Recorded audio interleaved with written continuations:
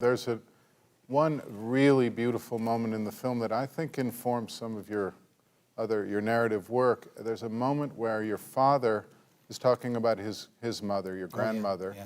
and he says, she was really tough, she was a real whip.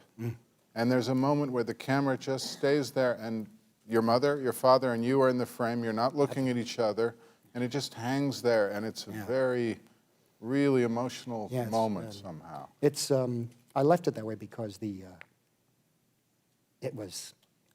that's his personality. She was more outgoing. That's where the Goodfellas comes from, in the sense that she's the outgoing one, and my father's the one with like the more Sicilian baron or a medieval, you know, right is right, wrong is wrong, but one can negotiate with respect.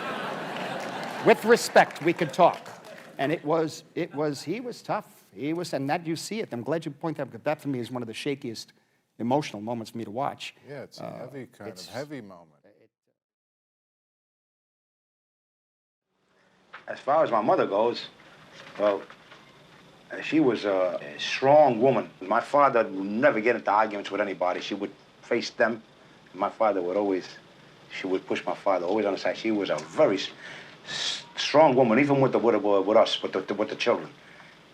And she had to say something, she told you, and that was it. And you couldn't answer her. She was tough.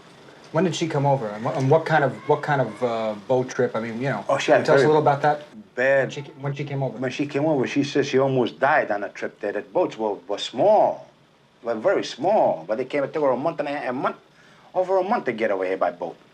Like our mother, the same thing. They came over here, the boats were, the waves, they thought they'd never make it.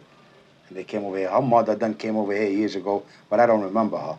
Yeah. And she died, you know, and all that. But my mother was she was a real whip.